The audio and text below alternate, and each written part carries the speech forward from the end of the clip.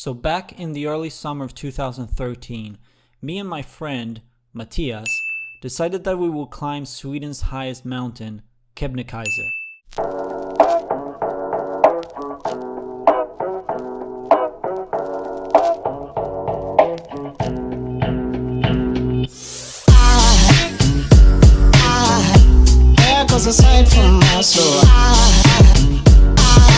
None of us were climbers, neither of us had any real experience outside of a few camping trips. Most of the gear was acquired from my work, from friends, and from begging companies to give us free stuff.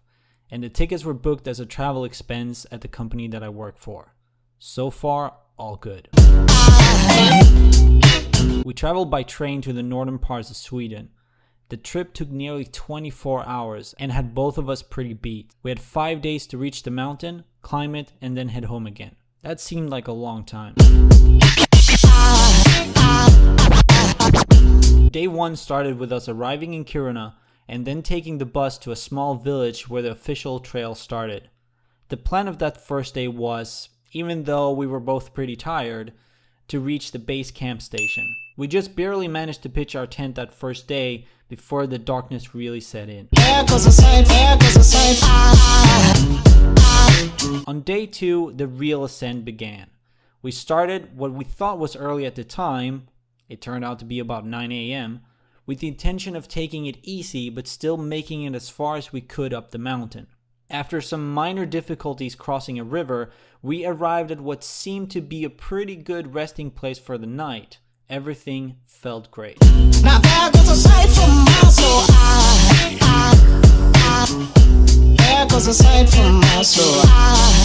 Day 3. Autumn came knocking, and it came knocking hard. We had decided that it was summer and that bringing anything outside of a thin down jacket was total overkill. But waking up that third day, I really wished I had packed all my warm jackets and shirts. It was cold. Extremely cold. The wind came down the mountain as a cold winter breeze, and we had only a few layers of clothing to counter it. And you have to understand that laying in a summer sleeping bag when it's that cold means that you are cold to your very bones, and even though it feels like the hardest thing in the world to do at that precise moment, the only cure and the only solution is to get out of that sleeping bag and start moving.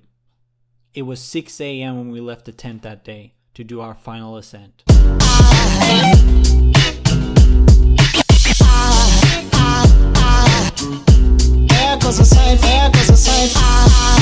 This really felt like the opposite of yesterday's warm summer weather. It was cold, windy. It was so cold that the wind froze when it hit the stones, leaving sideways icicles all along the trail. The wind became even more hostile the further up we came, which made it increasingly difficult to see where the next trail marking was. And when we finally reached one of the abandoned cabins, it felt like we had reached heaven. I think a fallen angel just walked by. I think a fallen angel just walked by. I think a fallen angel just walked by. But we had to reach the top. We didn't come this far just to quit. And then we went up into the fog and onto the glacier. This meant that the ground was as white as the sky with no way to tell where the horizon was. You could barely see your own feet. We felt lost. We were lost, with only a vague idea of where we came from and where we needed to go. Luckily for us, we encountered a guide that had taken a group of climbers up the mountain on a different path. He pointed us towards the top, and finally, we reached it. I think it's all angels just walk by.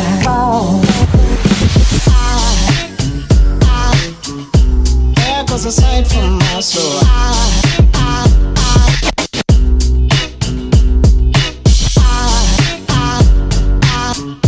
There goes a sight, there goes a sight.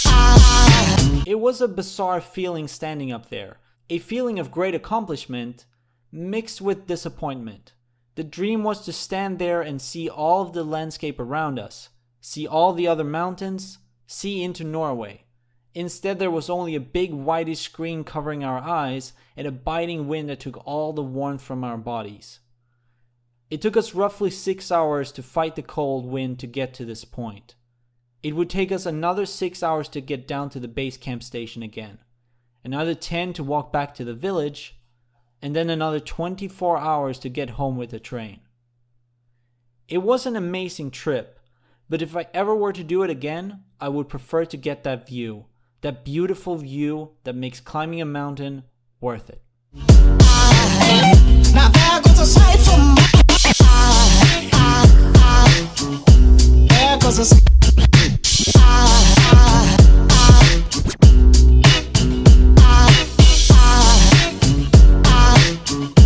there goes a sight, there goes a sight. Now there goes a sight from my soul.